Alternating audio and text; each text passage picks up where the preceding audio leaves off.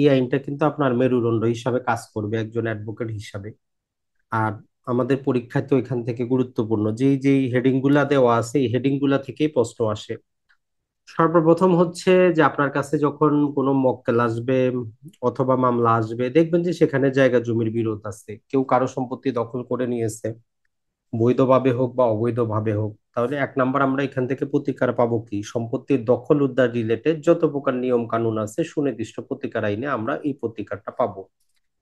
এরপরে আপনার কাছে মামলা আসবে, কেউ কারোর সাথে কি করছে, চুক্তি করছে, এখন চুক্তি মোতাবেক সে কাজ করতেছে না। তো এই জন্য আপনাকে বলবে যে আদালতের মাধ্যমে সে চুক্তিটাকে প্রবল করাইতে চায়, বাস্তবায়ন করাইতে চায়, ইনফোর্স করাইতে চায়, যাকে আমরা বলি যে চুক্তি প্রবল। আরেকটা যেটা হতে পারে সেটা হচ্ছে যে কেউ কোনো প্রকার দলিল করছে অথবা চুক্তি করছে, কিন্তু সেটার মধ্যে ভুল ভ্রান্তি হয়েছে, সেটা প্রতারণা হোক বা ভুলের কারণে হোক, দলিলের মধ্যে ভুল হয়ে গেছে। এখন এই ভুলটা সে সংশোধন করাইতে চায় আদালতের মাধ্যমে। তার মানে হচ্ছে এই আইন থেকে আমরা দলিল সংশোধন করাইতে পারবো। এরপরে আমরা দেখবো যে কিছু চুক্তি আছে, চুক্তি করার পর দেখা গেল যে চুক্তিটা বৈধ হয় নাই, বা চুক্তিটা আপনার মন মতো হয় নাই, বা আপনি ক্ষতিগ্রস্ত হবেন এই চুক্তি মোতাবেক কাজ করলে। তো তখন ওই চুক্তিটা কেউ বাতিলও করাইতে চাইতে পারে, যে আমার এই চুক্তিটা আদালতের মাধ্যমে কি করে দেন, বাতিল করে দেন। এর পাশাপাশি আমরা যদি আরো দেখি, সেটা হচ্ছে যে কিছু কিছু ক্ষেত্রে কেউ আপনার কাছে আসতে পারে যে সে কিছু ডিক্লারেশন চায়। তাই সে একটা কাজে আছে, তার একটা চরিত্র আছে, ক্যারেক্টার আছে, সম্পত্তির অধিকার আছে, অন্যরা অস্বীকার করতেছে।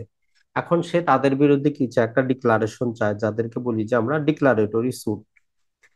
এরপরে দেখবেন যে এই আইনের মধ্যেও দেওয়া আছে সম্পত্তি দেখাশোনা করার জন্য বা সম্পত্তির এই যে ভাড়া আদায় করার জন্য, খাজনা আদায় করার জন্য কাউকে নিযুক্ত করার ক্ষমতাও এই আইনের মধ্যে দেওয়া আছে, যাকে আমরা বলি যে রিসিভার নিয়োগ করা বা তত্ত্বাবধায়ক বা দেখাশোনা করার জন্য একজন ব্যক্তিকে নিয়োগ করা। এর পাশাপাশি এই আইনের মধ্যে আমাদের কিছু থাকবে ইনজাংশন বা নিষেধাজ্ঞা বা প্রিভেন্টিভ রিলিফ। তো টোটাল আইনের মধ্যে সর্বপ্রথম ভিতরে যাওয়ার আগে আপনি জানবেন যে এখানে কি কি প্রতিকার পাবো। তারপরে হচ্ছে ওই প্রতিকারের মেইন সেকশনটা আপনি পড়বেন। এইটা যখন আপনার ক্লিয়ার হয়ে যাবে, তারপরে আপনি ওই সেকশনটার ভিতরে কি কি শর্ত থাকতে পারে, যেমন ধরেন যে একটা দলিল বাতিল করতে হলে কি কি শর্ত লাগে। তো তার আগে আপনি বুঝেন যে দলিল কত ধারায় বাতিল হচ্ছে, দলিল বাতিল হবে কিনা, এর তামাদি কতদিন। এটা যখন আপনার মুখস্থ থাকলো, তারপরে আপনি ভিতরের দিকে অন্য সেকশনের দিকে যাবেন, যে হ্যাঁ এই কন্ডিশনটা প্রয়োজন হবে একটা দলিল বাতিলের মামলা করলে, বা একটা দলিল সংশোধনের মামলা করলে, বা একটা চুক্তি প্রবলের মামলা করলে। তখন আপনার কাছে টোটাল আইনটাকে কি হবে, ইজি মনে হবে। তো এটা ছিল একটা বেসিক জিনিস। আর এই সুনির্দিষ্ট প্রতিকার আইনের 2 লাইনে যদি আমরা ইতিহাসটা বলি, 1877 সালের আগে আমাদের এই উপমহাদেশে যদি কারোর সাথে আপনার কোনো চুক্তি হইতো, সেটা টাকা পয়সা, জায়গা জমি, লেনদেন যত প্রকারেরই হোক, যখন কোনো চুক্তি হইতো, কেউ যদি ওই চুক্তিটা ভঙ্গ করতো তাহলে প্রতিকার ছিল একটাই, টাকা পয়সা।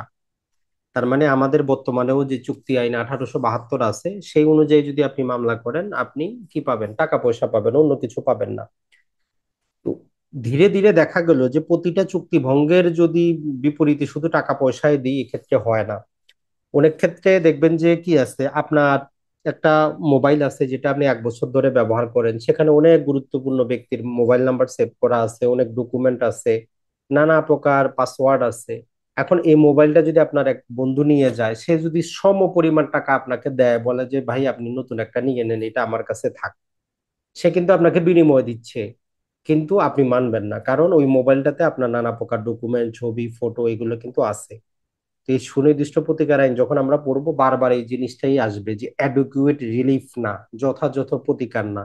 এর মানে হচ্ছে আপনার কাছে জিনিসটা পুরাতন হোক, কিন্তু এইটার ভ্যালু এমন, এইটার মধ্যে আপনার এত ছবি, ডকুমেন্ট, নাম্বার গুলা আছে, যেগুলা আপনি ওই টাকা পয়সা দিয়ে খুঁজে পাবেন না। তো ওই জন্য এই আইনটা পড়ার আগে বেসিক জিনিসটা বুঝবেন, যে যখন আমরা বলবো যে যথাযথ প্রতিকার না, তার মানেটা কি, যে যদিও টাকা পয়সা দেওয়া হয়, তার মানে আপনার কাছে যে জিনিসটা ছিল সেটাই আপনার লাগবে, অন্য কিছু দিলে সেই প্রতিকারটা হবে না। তো আমরা মোটামুটি শুরু করতে পারি। আর এই সুনির্দিষ্ট প্রতিকার আইনে যতগুলা প্রতিকার, বেসিকটা মনে রাখবেন, এটা আদালতের বিবেচনামূলক ক্ষমতা, যেটাকে আমরা বলি যে ডিসক্রিশনারি পাওয়ার। আদালত চাইলে আপনাকে দিতে পারে, না চাইলে নাই। আপনি আদালতকে বাধ্য করতে পারবেন না, অথবা আপনি সবকিছু প্রমাণ করার পরেও যদি আপনি প্রমাণও করেন যে আপনার অপূরণীয় ক্ষতি হয়ে যাবে, অ্যাডিকুয়েট রিলিফ না, সবকিছু প্রমাণ করার পরেও এই আইনের মধ্যে বলতেছে যে না, বিচারকের যদি মনে হয় যে এটা দেওয়া উচিত না, তাহলে সে দিবে না। তবে আইনের মধ্যেই আবার ব্যাখ্যা করা আছে যে বিচারকের কখন মনে হবে, আদালতের কখন মনে হবে যে আপনাকে প্রতিকারটা দিবে, আর কখন মনে হবে প্রতিকারটা দিবে না। আর এই আইনের মধ্যে যত প্রতিকার, সমস্ত প্রতিকার হচ্ছে আমাদের ইকুইটেবল রিলিফ, মানে সমতার নীতি অনুযায়ী আসবে। দেখেন, আপনি যদি বলি যে তিনজন ব্যক্তিকে আপনি 100 টাকা ভাগ করে দেন, তো নর্মালি আপনি কি করবেন? 33 টাকা সামথিং পয়েন্ট করে তিনজনকে ভাগ করে দিয়ে দিবেন। তো এটা হলো কি, সমান সমান ভাগ, ইকুয়ালিটি যাকে আমরা বলি, যে সবাই সমান পাইলো। কিন্তু এই সুনির্দিষ্ট প্রতিকার আইন বলে যে না, আমার সবাইকে সমান দেওয়ার দরকার নাই, আমি ইকুইটেবল ভাবে দিব, মানে যার যতটুকু প্রয়োজন। কারো 50 টাকা দরকার, কারো 10 টাকা দরকার, কারো 30 টাকা দরকার, যার যেরকম দরকার আমি তাকে সেই রকম দিব। এটাই হচ্ছে ল অফ ইকুইটি বা ইকুইটেবল এর প্রিন্সিপাল। এই জিনিসটা মনে রাখবেন। তাহলে আমাদের এই সুনির্দিষ্ট প্রতিকার আইন সমান সমান ভাবে দেয় না, যার যতটুকু প্রয়োজন তাকে ততটুকু দিবে। কাউকে হয়তো 100 টাকা দিবে, কাউকে 1000 টাকা দিবে। এটাই হচ্ছে আইনের মূলনীতি। তো আমরা আইনটা ভিতরে যাওয়ার আগে মূলনীতিটা পড়লাম। প্রতিটা আইনের মতোই এই আইনের নাম্বারটা মনে রাখবেন। আমাদের 1 নাম্বার আইন 1877 সালে সর্বপ্রথম আইনই হচ্ছে এটা। আর এই যে আইনটা, এই আইনটা কার্যকর হয় আমাদের 1 মে থেকে, এটা মনে রাখবেন, 1 মে 1877। এই সিম্পল এই দুইটা জিনিস মনে রাখলেই যথেষ্ট। আমরা বারবারই বলি যে 7টা আইনের কার্যকরের তারিখটা অ্যাটলিস্ট আপনারা মুখস্থ রাখবেন, কারণ সিম্পল একটা এমসিকিউ আসতে পারে। কোনটা থেকে আসবে তারাই ভালো জানে। কিন্তু এই 7টা আইনেরই আইনের নাম্বার প্লাস হচ্ছে যে আপনার কবে কার্যকর হয়েছে, পাশের তারিখ মনে না রাখলেও অ্যাটলিস্ট কার্যকরের তারিখটা গুরুত্বপূর্ণ, ওইটা একটু মনে রাখবেন সবাই। তো চলুন আমরা তাহলে আমাদের আজকের এই স্পেসিফিক রিলিফটা একটা শুরু করি। তাহলে আমরা ধীরে ধীরে বুঝতে পারবো যে ভিতরে কি আছে। তো বলতে জটিল কিছু নাই, যদি আপনি একটু ঠান্ডা মাথায় দেখেন, খুবই ইজি, খুবই সহজ। তো সর্বপ্রথম কথা হচ্ছে, অনেক ক্ষেত্রে আপনার যে এমসিকিউটা আসে সেটা হচ্ছে যে এসআর একটা কি ধরনের। তো আমরা বলছি এটা হচ্ছে একটা সাবস্টেন্টিভ ল বা মূল আইন, এটা হচ্ছে একটা দেওয়ানি আইন। তিনোটাই মনে রাখবেন, এটা হচ্ছে আমাদের দেওয়ানি প্রকৃতির প্রতিকার দেয়। এটা হচ্ছে একটা মূল আইন, কারণ অধিকার পান আপনি বিভিন্ন প্রকার। এরপরে যদি আমরা দেখি যে এই আইনটার যে প্রতিকার, এগুলা হচ্ছে আমাদের ল অফ ইকুইটির উপর প্রতিষ্ঠিত। এই জিনিসটাও মনে রাখবেন, মাঝে মধ্যে এটাও দিয়ে দেয় যে সুনির্দিষ্ট প্রতিকার আইন কোন প্রকৃতির, সেটা ওই যে ইকুইটেবল রিলিফ দেয় বা ল অফ ইকুইটির উপর প্রতিষ্ঠিত। বা অনেক ক্ষেত্রে এটাও দেয় যে সুনির্দিষ্ট প্রতিকার আইন আসছে কোথার থেকে, অনেক ক্ষেত্রে এটাও আপনার দিতে পারে। তো এটা হচ্ছে যে ল অফ ইকুইটির মূলনীতি থেকে আসছে, অথবা আপনি ইংল্যান্ড অপশনে যেটা থাকবে। যেহেতু আমরা ব্রিটিশ উপনিবেশে ছিলাম, এই দুইটাই মনে রাখবেন যে এই আইনটা আসছে আমাদের ল অফ ইকুইটি নীতির উপর ভিত্তি করে। এখন অপশনে কি থাকবে তারাই জানে, যদি সেখানে দেওয়া থাকে যে ইংল্যান্ড, তাহলে ইংল্যান্ডটাই হবে আপনার, কারণ ইংল্যান্ডের ল অফ ইকুইটির উপর ভিত্তি করে আমরা এই আইনটা কিন্তু পেয়েছি। তো চলে আসি এখন আমরা আইনের 1 নাম্বার ধারায়। 1 নাম্বার ধারা থেকে আমাদের শুধু একটাই গুরুত্বপূর্ণ, কার্যকরের তারিখটা, আর কিছুই কিন্তু দরকার নাই। তাহলে আমাদের সুনির্দিষ্ট প্রতিকার আইন বা স্পেসিফিক রিলিফটা কার্যকর হচ্ছে 1 মে 1877 থেকে। ডেফিনেশনের ক্ষেত্রে আমাদের এমসিকিউর জন্য দরকার নাই, তবে আইনটা যদি আপনি কখনো এর পরবর্তীতে বারবার পড়েন, অব্লিগেশন বলে একটা শব্দ পাবেন বারবার, অব্লিগেশন অব্লিগেশন। এর মূল কথাটা হচ্ছে যেটা আপনার ডিউটি বা দায়িত্ব, যেটা আইনগতভাবে প্রয়োগ করা যায়, মানে আইনগত বৈধ যেই সমস্ত দায়িত্ব আপনার উপর আরোপ করা যায়, সেটাই অব্লিগেশন। এরপরে একটা শব্দ আমরা বারবার শুনবো, যে ট্রাস্ট বা জিম্মা। তো এটা মনে রাখবেন, এটা একদম নিবন্ধিত ট্রাস্ট হইতে হবে এমন কোনো কথা না। যেমন ধরেন যে আপনি আপনার যে ঈদের সময় ঢাকাতে ছিলেন, বাসায় যাচ্ছেন, তো আপনার পাশের বাড়ির যে আছে তার কাছে আপনি কি করলেন, কিছু রেখে গেলেন, ফুল গাছ আছে পানি দিতে হবে, তার বারান্দায় রেখে গেলেন। এটা আপনি তাকে বিশ্বাস করে রেখে গেলেন, এটা হচ্ছে এক প্রকারের ট্রাস্ট বা জিম্মা। সিম্পল যত প্রকার জিনিসই হোক, আপনি একটা মোবাইল রিপেয়ার করতে দিলেন, ঘড়ি রিপেয়ার করতে দিলেন, ওই দোকানদারের কাছে আপনি বিশ্বাস করে জিনিসটা দিলেন। তো সুনির্দিষ্ট প্রতিকার আইনের জন্য ট্রাস্ট বলতে ওই যে আমরা ট্রাস্ট অ্যাক্টের অধীনে ট্রাস্ট দলিল ওই সমস্ত মাথায় নেবেন না, এটা হচ্ছে সিম্পল জিনিস যাকে আপনি বিশ্বাস করে কিছু রাখেন, এটাই হচ্ছে আমাদের ট্রাস্ট। এই জিনিসটা মনে রাখবেন। এখন চলে আসি আমরা 4 নম্বর সেকশনটা। 4 নম্বরটা আমাদেরকে একটু পড়তে হবে। 4 নম্বর বলতেছে যে সুনির্দিষ্ট প্রতিকার আইন বাংলাদেশের আর কোন কোন আইনকে প্রভাবিত করবে না। যেমন আমরা তামাদি আইনের 29 ধারা রেখেছি 4টা জিনিস। এইখানে বলতেছে যে সুনির্দিষ্ট প্রতিকার আইন থাকার পরেও এই 3টা জিনিসের ক্ষেত্রে কোনো প্রভাব পড়বে না, এগুলো এগুলোর মতোই চলবে, কোনো সমস্যা নাই। 1 নম্বর কি? 1 নম্বর যেটা আমাদেরকে বলতেছে যে চুক্তি নয় এমন এগ্রিমেন্টের বিপরীতে কোনো প্রতিকার। তো নর্মালি এটা সবার মাথার উপর দিয়ে যাবে যে চুক্তি নয় এমন এগ্রিমেন্টের বিপরীতে প্রতিকার মানে কি। তো নর্মালি চুক্তি আইন যারা কখনো পড়েছেন, চুক্তি হওয়ার জন্য কি জানে, চুক্তি হওয়ার জন্য একটা কনসিডারেশন লাগে। কনসিডারেশন মানে কি, একটা মূল্য লাগে। চুক্তিটা আইনগতভাবে প্রবলযোগ্য হইতে হয়, না হলে কিন্তু হয় না। এখন কিছু জিনিস যেটা আইনগতভাবে প্রয়োগযোগ্য না, সেটা এগ্রিমেন্ট পর্যন্তই থেকে যায়, সেটা কি হয় না, চুক্তি হয় না। এই এমন কিছু, ধরেন আপনার আর আমার মাঝে এমন একটা জিনিস নিয়ে চুক্তি হওয়ার পথে, কিন্তু সেইটা যে কোনো কারণবশত আইন বলতেছে যে না, এই বিষয়ে চুক্তি করা যাবে না। তো ওইটা এগ্রিমেন্ট পর্যন্ত, মানে দুইজনের সমঝোতা পর্যন্ত থেকে গেল। এখন এই সুনির্দিষ্ট প্রতিকার আইন বলতেছে যদি আপনাদের মাঝে পার্সোনাল এরকম কোনো এগ্রিমেন্ট থাকে, এই আইনটা তৈরি করার উদ্দেশ্য এই না যে আপনাদের এগ্রিমেন্টটার বিপরীতে কোনো প্রতিকার পাওয়া যাবে না। আপনারা যদি নিজস্ব কোনো প্রতিকার পান তাতে কোনো সমস্যা নাই আমার।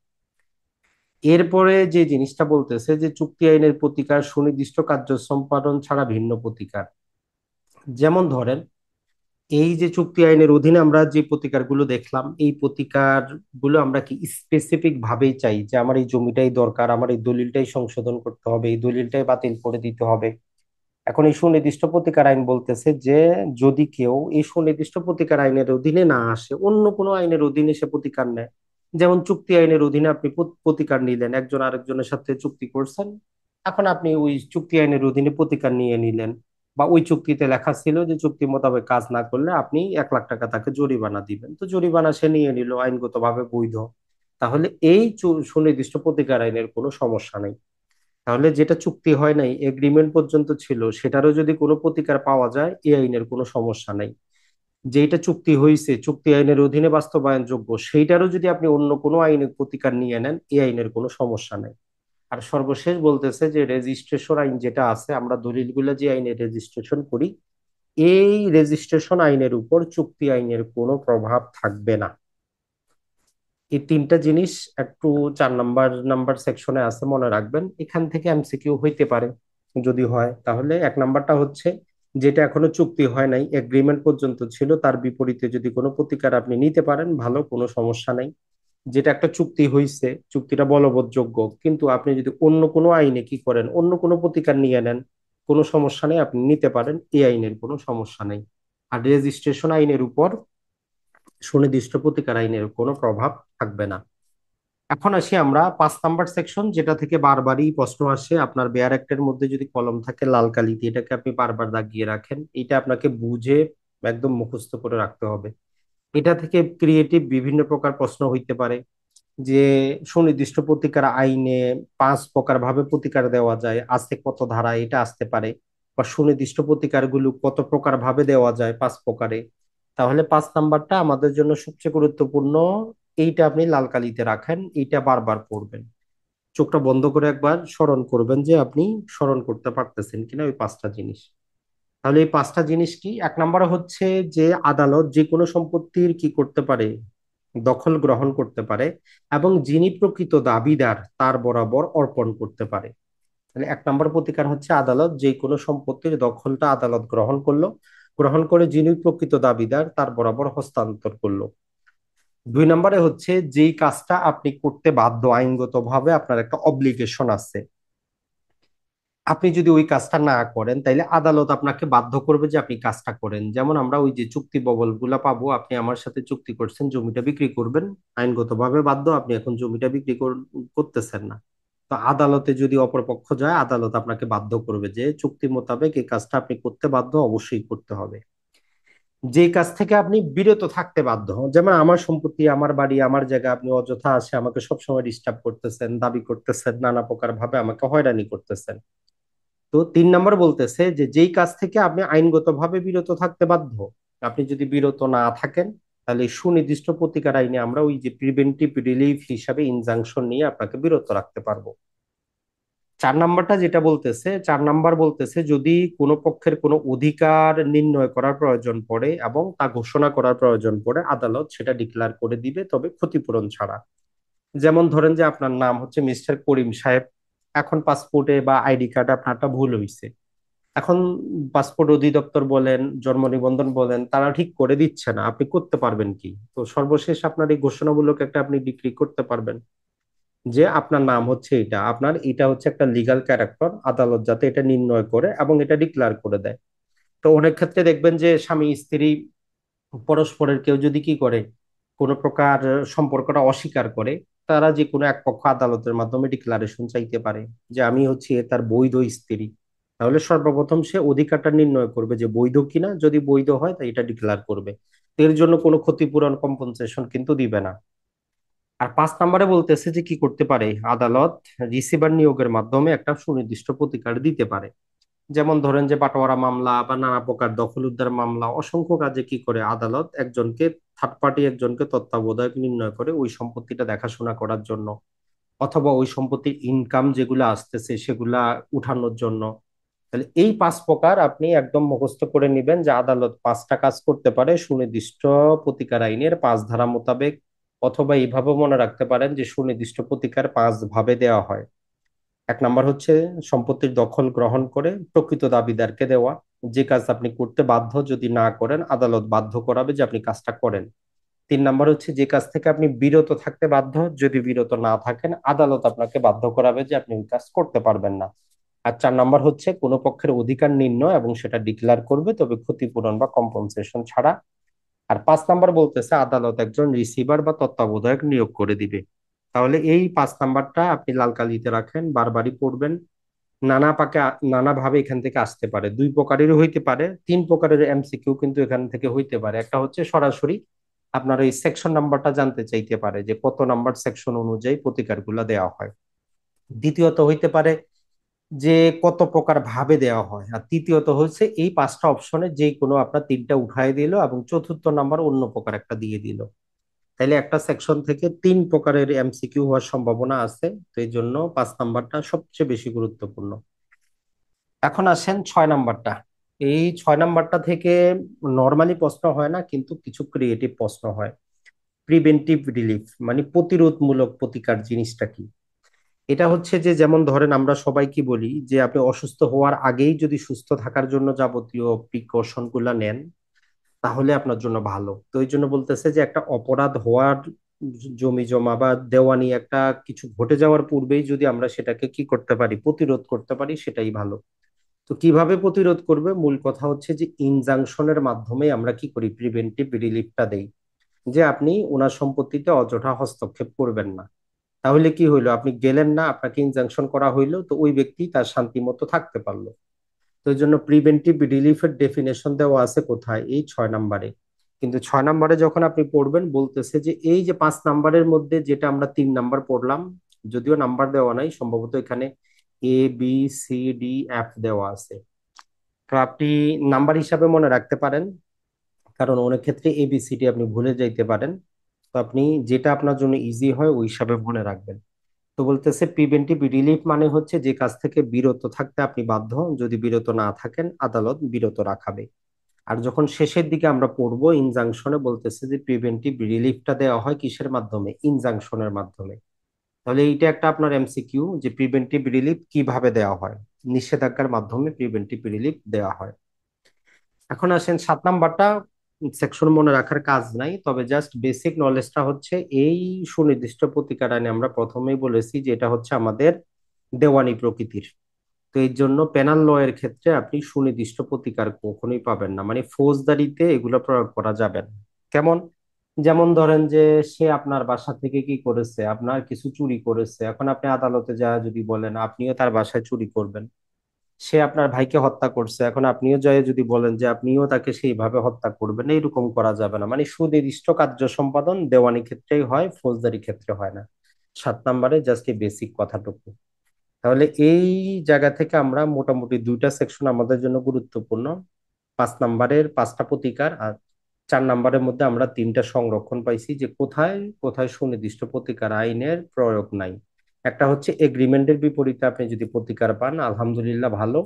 আর একটা হচ্ছে সুনির্দিষ্ট প্রতিকার পাওয়া সম্ভব, আপনি সেটা না নিয়ে যদি অন্য প্রতিকার নেন কোনো সমস্যা নাই। আর একটা হচ্ছে রেজিস্ট্রেশন আইনের উপর সুনির্দিষ্ট প্রতিকার আইনের কোনো প্রভাব থাকবে না। এখন চলে আসি আমরা আমাদের মূল কাজে, যেটার মধ্য থেকে এমসিকিউ গুলো কোনো না কোনো ভাবে আসে ঘুরিয়ে পেঁচিয়ে। আর এটার সাথে তামাদি আইনের অনুচ্ছেদ গুলাও আপনি স্মরণ করার চেষ্টা করেন কালকে ক্লাসে। তো বলতেছে যে সর্বপ্রথম আমরা দেখি যে সম্পত্তির দখল উদ্ধার। এখানে বলতেছে যে স্থাবর সম্পত্তিরও দখল উদ্ধার করতে পারবো আমরা, অস্থাবর সম্পত্তিরও দখল করতে উদ্ধার করতে পারবো, মানে মুভেবল প্রপার্টি এবং ইমুভেবল প্রপার্টি দুইটারই কার্যপদ্ধতি বর্ণনা করা আছে। তো আমরা সুনির্দিষ্ট প্রতিকার আইনের 8 ধারা, যেটা আমাদের সবার কাছে পরিচিত, যে ধারায় সবচেয়ে বেশি মামলা হয়, যে ধারায় দখল উদ্ধার হয়, যেই ধারা রিলেটেড গতকালকে আমরা আপনাদেরকে 135 থেকে 144 পর্যন্ত যে সেকশন গুলাতে বলেছি, কি সবগুলাতেই দখল উদ্ধারের কথা কিন্তু বলা আছে। মর্গেজি দখল উদ্ধার করবে, যিনি জমির মালিক উনি দখল উদ্ধার করবে, বেদখল হইলে দখল উদ্ধার করবে। তার মানে 8 ধারাটা সবচেয়ে বেশি আমাদের জন্য গুরুত্বপূর্ণ। তবে ভিতরে খুললে আপনি কিছুই পাবেন না, বলতেছে যে আপনি নির্ধারিত সময়ে আপনি যদি ইনটাইটেল হন, তাহলে আপনি কি করতে পারবেন, দখল উদ্ধারের মাধ্যমে দেওয়ানি কার্যবিধির অধীনে সম্পত্তির দখলটা উদ্ধার করতে পারবেন। তো এইখানে অনেক ক্ষেত্রে আপনাকে দিবে যেটা, সেটা হচ্ছে যে সত্ত্ব উদ্ধার দিতে পারে অনেক ক্ষেত্রে। সত্ত্ব মানে হচ্ছে কি ওনারশিপ, এই জিনিসটা মনে রাখবেন, বাংলায় অনেক ক্ষেত্রে এদিক সেদিক করে দেয়। 8 নম্বরে হচ্ছে যেখানে আপনার দলিল আছে, মালিকানা আছে, আপনি সম্পত্তিটার মালিক, সেই রকম সম্পত্তির কথা কিন্তু বলা হচ্ছে।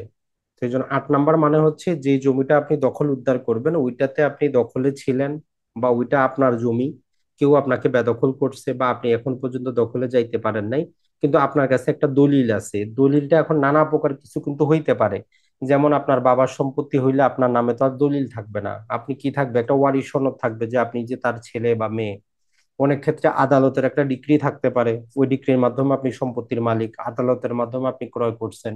তাহলে দলিল বলতে অনেক কিছুকে বোঝায়। আপনি সিম্পল অর্থে বুঝবেন যে যখন আপনি একটা সম্পত্তি দাবি করতেছেন, তার বিপরীতে আপনার কাছে কোনো ডকুমেন্ট আছে যেখানে আপনার ওনারশিপটা প্রতিষ্ঠিত হবে। তাহলে 8 নম্বরে যখনই আপনি কোনো প্রতিকার চাবেন, দিন শেষে যেটাই করেন, আদালত আপনার আগে সর্বপ্রথমে মালিকানাটা যাচাই করবে যে আসলেই প্রকৃতপক্ষে আপনি মালিক কিনা, সম্পত্তিটার ওনার আপনি কিনা। আপনি যে ডকুমেন্টটা দেখাবেন যদি ওনার আপনি হন, তারপরে আদালত কি করবে, যে আপনার ওনারশিপ আগে ডিক্লেয়ার করবে, তারপরে দখল উদ্ধার করে দিবে। এর বিপরীতে 9 নম্বর আবার ধারা আছে একটা। 8 আর 9-এর মধ্যে মেইন পার্থক্য হচ্ছে, 8 নম্বরে তো আপনার দলিল ছিল, আপনি করছেন। 9 নম্বরে আপনি ওই জমির মালিক না, ওনারে আপনি না, কিন্তু আপনি দখলে ছিলেন। অন্য ব্যক্তি আপনাকে কি করছে, অবৈধভাবে আপনার ইচ্ছার বিরুদ্ধে বেদখল করছে। এখন এই রকম ক্ষেত্রে আপনি বলবেন যে কেমন, ধরেন যে আপনি যে ঢাকা শহরে যে ভাড়া বাড়ির মধ্যে আছেন, আপনার 1 বছরের কন্ট্রাক্ট, যে 1 বছরের মধ্যে আপনি 1 বছর পর্যন্ত আছেন, 6 মাস পরে বাড়ির মালিক আপনাকে কি করলো, উচ্ছেদ করে দিল। আপনি একটা পুকুর লিজ নিলেন 5 বছরের জন্য, 1 বছর পরেই যিনি লিজ দিয়েছেন আপনাকে জোর করে সেখান থেকে সরিয়ে দিল। তো যেখানে আপনি জমির কিন্তু মালিক না, কিন্তু ওই সম্পত্তিটা ভোগ দখলে রাখার অধিকার আপনার ছিল চুক্তি মোতাবেক। তো এইরকম ক্ষেত্রের জন্য 9 নম্বরটা আসছে, যেখানে আপনি মালিকানা প্রমাণও করবেন না, মালিকানা দাবিও করবেন না, আপনি জাস্ট চাবেন যে আমার সম্পত্তি আমার দখলে আমি থাকতে চাই, যতদিন আমি আইনগতভাবে আমি দখলে রাখার অধিকারী। তো ওই জন্য এর হেডিং এ বলে যে যিনি সম্পত্তিটা দখলে রাখার অধিকারী, মালিকানা এক জিনিস, দখলে রাখার অধিকার কিন্তু আরেক জিনিস। তাহলে এই বেসিক জিনিসটা আগে মনে রাখবেন যে 8 ধারায় আপনি তখনই যাবেন যখন আপনার কাছে দলিল ডকুমেন্ট থাকবে, আপনি ওনারশিপ দাবি করবেন।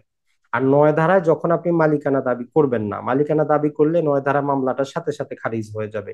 9 ধারায় শুধু আপনি দখলে যাওয়ার অধিকারটা চাবেন, যেখান থেকে আপনাকে বেদখল করা হয়েছে।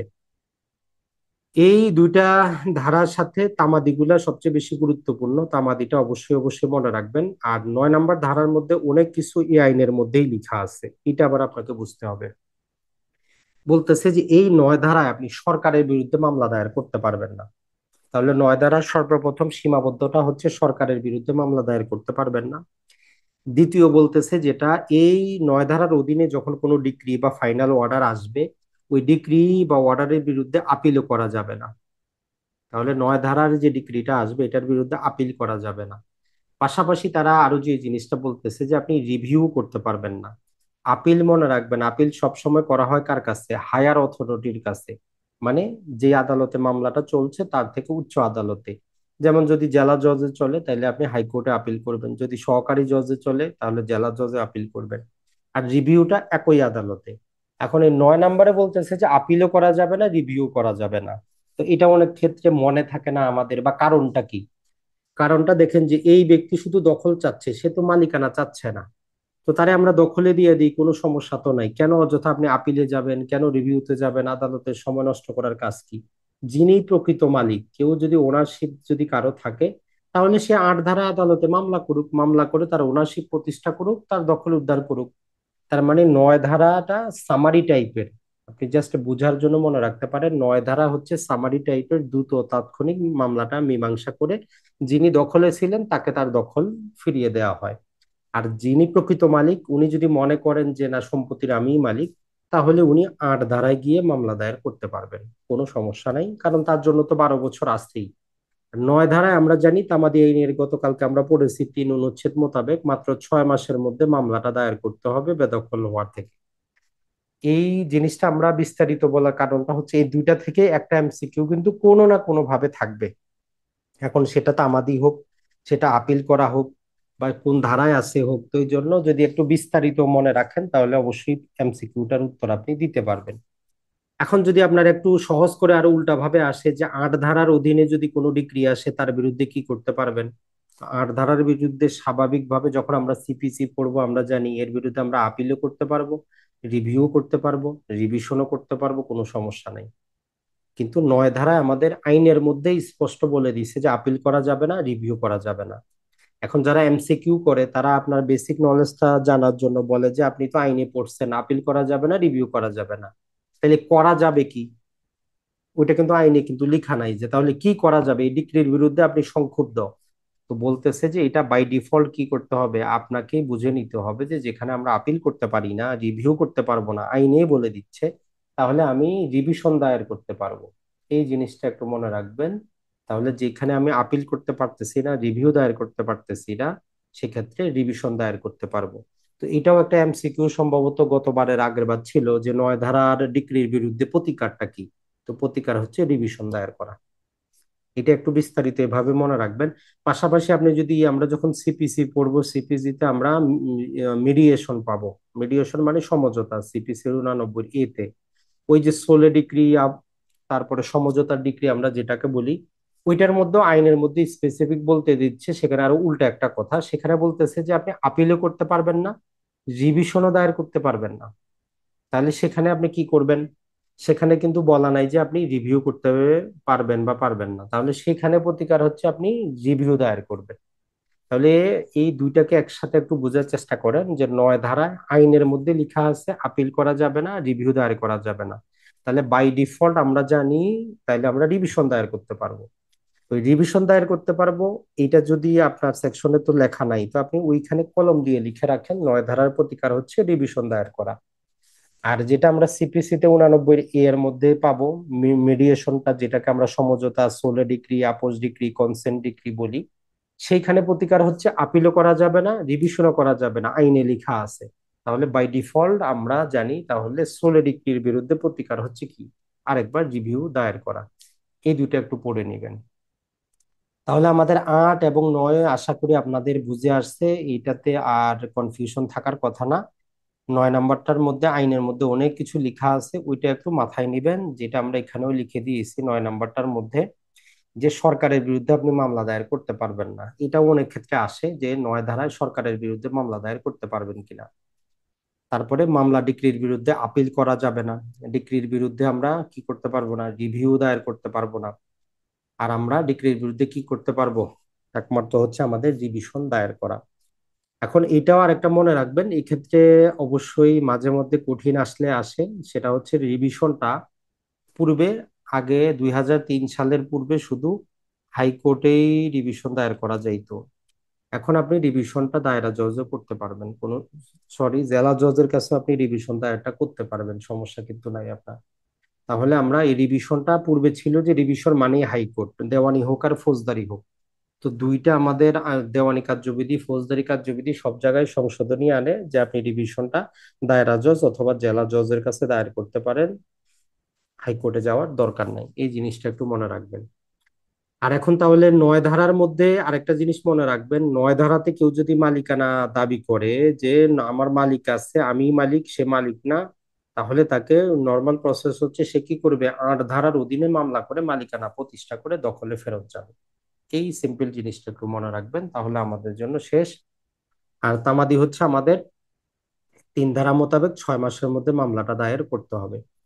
তাহলে 8 এবং 9-এর পার্থক্যটা বিস্তারিত যেটা আমরা বললাম এখানে লেখা আছে, আপনি বাংলাতে দেখে নিবেন। আর একটা বেসিক জিনিস যদিও এখানে দেওয়া নাই, সেটা হচ্ছে যে 8 ধারাতে মামলা কিন্তু আমাদের কোর্ট ফিটা দিতে হবে জমির দাম অনুযায়ী। নর্মালি আদালতে যখনই আপনি মামলা দায়ের করবেন, দুই প্রকারের যদি আমরা বলি কোর্ট ফি আছে, একটা হচ্ছে ফিক্সড বা নির্দিষ্ট, কিছু মামলার ক্ষেত্রে 300 টাকা, কিছু মামলার ক্ষেত্রে 200 টাকা, কিছু মামলায় 100 টাকা, অথবা আরো অন্যান্য মামলা আছে যেগুলোতে 1000 টাকাও ফিক্সড করা আছে। আর কিছু মামলা আছে যেগুলাতে আমরা অ্যাড ভ্যালোরাম বলি, মানে মূল্য অনুপাতে, আপনি কত টাকার সম্পত্তি নিয়ে মামলা করতেছেন সেটা অনুপাতে। আর এই অনুপাতটাও বলে যে যদি আপনার কি হয়, 2%, যদি জায়গা জমি রিলেটেড কোনো কিছু হয়, 2% হিসাবে আপনাকে কি করতে হবে, কোর্ট ফিটা দিতে হবে। তবে ম্যাক্সিমাম একটা তারা দিয়ে বলতেছে যে ম্যাক্সিমাম কোর্ট ফি হবে কত, 40,000 টাকা। আর কোর্ট ফি আইনে আরেকটা অনুচ্ছেদ দিয়ে বলতেছে যে ওই 40,000-এর আবার 15%, টোটাল কথা হচ্ছে যে 46,000 টাকা। তাহলে একটা দেওয়ানি মামলার সর্বোচ্চ কোর্ট ফি হইতে পারে এখনকার নিয়ম অনুযায়ী 46,000 টাকা ম্যাক্সিমাম। যদি 100 কোটি টাকারও একটা দেওয়ানি মামলা করেন আপনি জায়গা জমি রিলেটেড, ম্যাক্সিমাম কোর্ট ফি হবে 46,000 টাকা। আর যদি সেটা টাকার মামলা হয়, টাকা আদায় করার মামলা, তাহলে 2.5% হিসাবে ম্যাক্সিমাম হচ্ছে 50,000। আর 50,000-এর আবার 15%, মোটামুটি সম্ভবত যদি আমরা 50,000-এর 15% করি 7,500 আসবে সম্ভবত। তাহলে আমাদের এটা হবে টোটাল 57,500 টাকা। এটা হচ্ছে আমাদের ম্যাক্সিমাম। এইটা যদিও এখানে নাই, এটা আমাদের কোর্ট ফিরা আলোচনা, কিন্তু এটা যদি আপনি একসাথে পড়ে রাখেন তাইলে আপনার জন্য ইজি হবে যে 8 ধারা যখন আপনি দখল উদ্ধারের মামলা করবেন আপনার একটা কোর্ট ফি দিতে হবে 2% হিসাবে, ম্যাক্সিমাম হইতে পারে আমাদের 46,000 টাকা। আর 9 ধারার ক্ষেত্রে মনে রাখবেন, 9 ধারারে আপনার কাছে যদি কোনো বই থাকে সেগুলাতে সব জায়গায় বলা আছে যে অ্যাড ভ্যালোরাম কোর্ট ফির অর্ধেক। তা আসলে এটা মানে 100% সঠিক না, কোর্ট ফি অ্যাক্টের মধ্যে বিভিন্ন রকম ভাবে ভাগ করে দেওয়া আছে।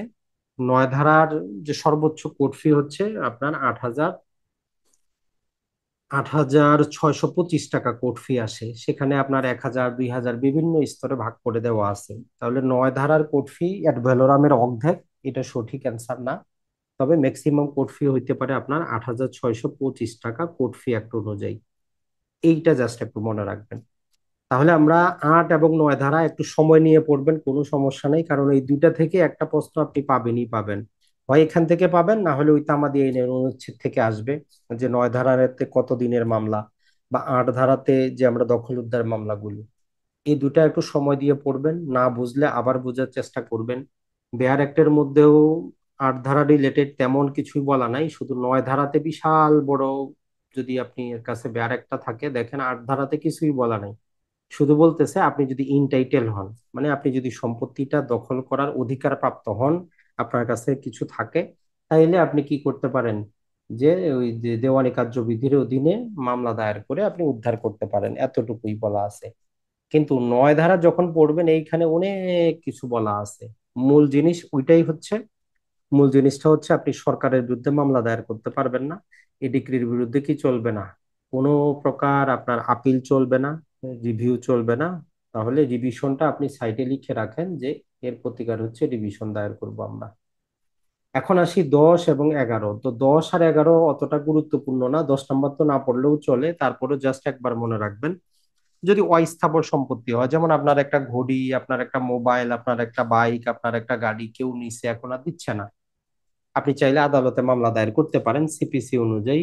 10 ধারা শুধু এই কথাটাই বলে। তো কত দিনের মধ্যে করব সেটা ওই যে আমরা গতকালকে পড়েছি, কত তামাদি হচ্ছে 48, 48 ধারা অনুযায়ী 3 বছরের মধ্যে আপনি মামলা দায়ের করতে পারেন। অস্থাবর সম্পত্তি কেউ যদি নিয়ে যায়, চুরি করে, ক্ষতিগ্রস্ত করে, তার ক্ষতিপূরণ সবকিছুই কিন্তু 48-এর ভিতরে আছে। তো এটা এক লাইনেই শেষ। কিন্তু যেটা হচ্ছে সেটা 11 নম্বরে। 11 নম্বরে বলতেছে যে অস্থাবর সম্পত্তি যখন আপনি দখল উদ্ধারের মামলা করবেন, এখন দুইটা ক্যাটাগরি হইতে পারে।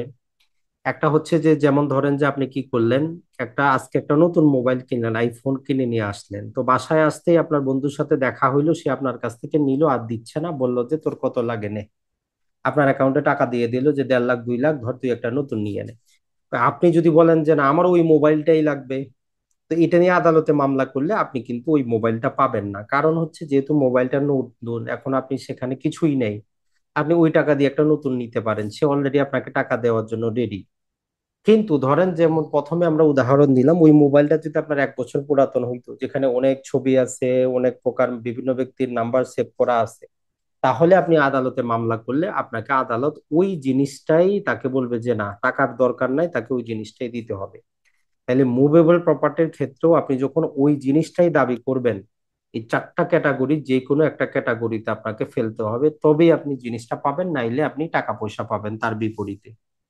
আর আইনের একটা বেসিক নিয়ম এখানে বলে দিচ্ছে, সেটা হচ্ছে যেটা মুভেবল প্রপার্টির বিপরীতে টাকা পয়সা যথাযথ প্রতিকার। এটা এমসিকিউ আকারে আপনি মনে রাখতে পারেন যে অস্থাবর সম্পত্তির বিপরীতে টাকা পয়সা যথাযথ প্রতিকার, যে অ্যাডিকুয়েট রিলিফ। কিন্তু যেগুলো স্থাবর সম্পত্তি, এই স্থাবর সম্পত্তির বিপরীতে টাকা পয়সা যথাযথ প্রতিকার না। এই জিনিসটা একটু মনে রাখবেন। এখন এই 11 নম্বরের হেডিংটা অন্য কথা বলে, হেডিংটা বলে যদি আপনি কোনো সম্পত্তির মালিক না হন, ওই সম্পত্তি যদি আপনার দখলে থাকে, তাইলে আপনার লাইবিলিটিটা হচ্ছে যে আপনি যত দ্রুত পারেন যিনি ওই সম্পত্তি দখলে রাখার অধিকারী তার কাছে ফেরত দেওয়া। 11 নম্বরের হেডিং হচ্ছে এটা। যদি আপনার কাছে কোনো একটা মুভেবল প্রপার্টি থাকে যেটা আপনি মালিক না, তাইলে আপনার উপর দায়িত্ব, লাইবিলিটি আরোপ করতেছে আইন, যে আপনি অতি দ্রুত কার কাছে দিবেন, যিনি সম্পত্তিটা দখলে রাখার অধিকারী, মালিকের কাছে কিন্তু না, দখলে রাখার অধিকারী। এখন আপনি বলবেন যে ভাই মালিকের কাছে দিতে বললো না, দখলে রাখার অধিকারী তার কাছে দিতে বললো, এটা আবার কেমন কথা? যেমন ধরেন যে কি করলাম, সাপোজ আপনি একটা ঘড়ি কি করছেন, একটা ধরেন যে দোকানে ঠিক করতে দিয়েছেন, বি নামক একটা মিস্ত্রি আছে, তার কাছে ঠিক করতে দিয়েছেন। এখন যে কোনো ভাবেই হোক বি এর কাছ থেকে সি এর কাছে ওই ঘড়িটা গেল, সে পাইলো বা যেভাবেই হোক, এখন সি কিন্তু ওই ঘড়িটার মালিক না, মালিক হচ্ছেন এ আপনি। আর আপনি কি করছেন, বি এর কাছে দিচ্ছেন এটা ঘড়িটা ঠিক করতে। এখন সি এর কাছে এই 11 ধারা বলতেছে যে সি এর দায়িত্ব হচ্ছে অতি দ্রুত এইটা বি এর দখলে দিয়ে দেওয়া, এ এর কাছে না। কারণ আপনি তো বি এর কাছে চাইবেন, বি সেটা হয়তো ঠিক করছে, মেরামত করছে, আপনার কাছে তার টাকা পয়সা বাকি থাকতে পারে। তার মানে বি এর যে ঘড়ির দোকানদারের একটা অধিকার আছে আপনার সম্পত্তিটা, আপনার ওই ঘড়িটা দখলে রাখার, ততক্ষণ পর্যন্ত যতক্ষণ পর্যন্ত আপনি তার টাকা পয়সা না দিচ্ছেন, মেরামত করার খরচাটা না দিচ্ছেন। তাই এই জন্য বলতেছে যে সি এর দায়িত্ব হচ্ছে বি এর কাছে অতি দ্রুত দিয়ে দেওয়া, মানে যে ইমিডিয়েট দখলের অধিকারী। আর এ তো মালিক, এ তো আসবে পরবর্তীতে। এই জিনিসটাই আমাদের 11 নম্বর বলতেছে যে হেডিং ওইটাই, যে যিনি সম্পত্তির মালিক না তার কাছে যদি কোনো সম্পত্তি দখলে আসে, তার দায়িত্ব হচ্ছে অতি দ্রুত ইমিডিয়েট যিনি দখলের অধিকারী তার কাছে ফেরত দেওয়া। তো এখন আমরা দেখি যে আপনি আদালতে যদি কোনো মুভেবল প্রপার্টি নিয়ে মামলা করেন, কখন আপনি ওইটা পাবেন, এইটা আপনি 100% শিওর হইতে পারেন। 1 নাম্বার হচ্ছে যার কাছে আপনার মুভেবল প্রপার্টিটা গেছে, উনি যদি আপনার কোনো এজেন্ট হন অথবা আপনার কোনো ট্রাস্টি হন, জিম্মাদার হন, তবেই আপনি আদালতে গিয়ে এই কথাটা বলতে পারবেন। কেমন, যেমন আমরা বললাম যে আপনি হয়তো কি করতেছেন, দেশে যাচ্ছেন, ঈদের সময় ছিল, আপনার পাশের বাড়ির লোকের কাছে আপনার ঘরে কোনো মূল্যবান মুভেবল প্রপার্টি ছিল, আপনি ভাবতেছেন চোর ডাকাতে নিয়ে নিবে, তার কাছে রেখে গেলেন। তাইলে রেখে যাওয়ার পর আসার পরে সে এখন দিচ্ছে না, কিন্তু আপনি তো তাকে বিশ্বাস করে একটা ট্রাস্টি হিসাবে, একটা জিম্মাদার হিসাবে দিয়ে গেছেন। এইটা যখন আপনি দেখাবেন যে সে আমি তো তার জিম্মা হিসাবে দিছি, সে কেন দিবে না, আদালত বলবে যে না ঠিক আছে দিয়ে দেওয়া হোক। 2 নম্বরে বলতেছে যে হয়, অথবা আপনি দ্বিতীয়ত আদালতে এটা পূরণ করেন যে যদি ওই জিনিসটা না পাওয়া যায়, তাহলে আপনার যে ক্ষতিটা হবে এর বিপরীতে টাকা পয়সা দিলে সেটা যথাযথ হবে না। যেমন আমরা বললাম যে ওই মোবাইলটাই, মোবাইলের উদাহরণটাই মাথায় নেন, যে যে মোবাইলের মধ্যে আপনার অসংখ্য ছবি আছে, কন্ট্যাক্ট নাম্বার আছে, এইটা যদি আপনি না পান, আপনার এমন ক্ষতি হবে যেটা আপনি হিসাবই করতে পারবেন না, যথাযথ এডিকুইট রিলিফটা কিন্তু আপনার হবে না। তো তখন আদালত তাকে বাধ্য করবে যে না আপনি কি করেন, তার মোবাইলটা তাকে দিয়ে দেন, আপনার টাকা পয়সার দরকার নাই। অথবা আপনি দেখান যে আপনার এমন ক্ষতি হবে যেই ক্ষতির ক্ষতিপূরণ কত টাকা এটা নির্ধারণ করাই অসম্ভব। কেমন হইতে পারে, অনেকেই দেখবেন যে কেউ আছে তার মায়ের দেওয়া শাড়ি আছে, বিয়ের সময় গয়না আছে কিছু, ডিজাইনটা অন্যরকম, অথবা বাবার কিছু গিফট দেওয়া আছে, যদিও কম দামের হোক, কিন্তু বাবার একটা স্মৃতি, মায়ের একটা স্মৃতি আপনার কাছে আছে। এখন আপনার ওই ঘড়িটা বা শাড়িটা একজন নিল, সে আর দিচ্ছে না, বলতেছে টাকা নিয়ে নাও। এখন ঘড়িটার দাম আর কয় টাকা, কিন্তু আপনার বাবা শুধু আপনারই বাবা হইতে পারে, সে আপনাকে যে দিছে, এই ঘড়িটা আপনার কাছে থাকবে না, কয় টাকা নিবেন আপনি? তার মানে যথাযথ প্রতিকার আপনি এর বিপরীতে যদি ওই ঘড়িটা না পান, যত টাকা পয়সাই দিক, এটা কিন্তু কোনো কাজে আসবে না। ওই জন্য 3 নাম্বার বলতেছে, না হয় আপনি এটা পূরণ করেন, যে ওই জিনিসটা না পাইলে আপনার এমন ক্ষতি হবে যেটা ক্ষতিপূরণ আমরা নির্ধারণই করতে পারবো না, খুবই কষ্ট হবে। আর 4 নাম্বারটা বলতেছে, যদি কেউ আপনার কাছ থেকে কি করে ইললিগালি নিয়ে নেয়, মানে আপনার বাসা থেকে চুরি করে নিয়ে গেল, আপনাকে না বলে নিয়ে গেল, তাহলে এই 4টা আমরা মনে রাখবো, যে তখনই আমরা একটা মুভেবল প্রপার্টি নিয়ে মামলা করলে সেটা আমরা ফেরত পাইতে পারি, যদি ওই প্রপার্টিটা এমন ব্যক্তির কাছে থাকে যে আমার এজেন্ট অথবা ট্রাস্টি, অথবা ওই সম্পত্তিটা না পাইলে আমার এমন ক্ষতি হবে, তার বিপরীতে টাকা আমার যথাযথ প্রতিকার হবে না, অথবা ওইটা না পাইলে যে আমার কত টাকা ক্ষতি হবে এটা নির্ধারণই করা সম্ভব না, অথবা যদি সেটা অন্যায়ভাবে হস্তান্তরিত হয়, অন্যায়ভাবে নিয়ে নেয়। এই 4টা কারণ যদি আপনি দেখাইতে পারেন, আপনি ওই মুভেবল প্রপার্টিটা পাবেনই পাবেন। কিন্তু আপনার হেডিংটা হচ্ছে আমাদের অন্যরকম, যে মালিক ছাড়া অন্য কোনো ব্যক্তি সম্পত্তির দখলে যদি রাখে, তাহলে তার দায়িত্ব হচ্ছে ইমিডিয়েট যিনি দখলের অধিকারী তার কাছে ফেরত দেওয়া। এই হচ্ছে আমাদের 11 নাম্বারটা। আর 10 নাম্বার যেটা আমরা বললাম, 10 নাম্বার আপনার অত মনে রাখার কিছুই নেই, জাস্ট মনে রাখবেন মুভেবল প্রপার্টি উদ্ধার করতে চাইলে 10 বলতেছে যে কি আপনি মামলা দায়ের করতে পারেন। তবে যেটা আমরা বলে দিলাম, যে মুভেবল প্রপার্টির বিপরীতে টাকা পয়সা হচ্ছে যথাযথ ক্ষতিপূরণ। আর কখন ক্ষতিপূরণ যথাযথ হবে না, যখন এই 4টা ক্যাটাগরি যে কোনো একটা আদালতকে বুঝাইতে পারবেন, তখন আদালত বলবে যে ঠিক আছে, মুভেবল প্রপার্টি হইলেও আমি আপনাকে টাকা পয়সা না, ওই জিনিসটাই ফেরত দেওয়াচ্ছি বিবাদীর কাছ থেকে। তাহলে আমরা এই 4টা সেকশন থেকে একটা এমসিকিউ কিন্তু কোনো না কোনো ভাবে থাকবে, 8, 9, 10, 11।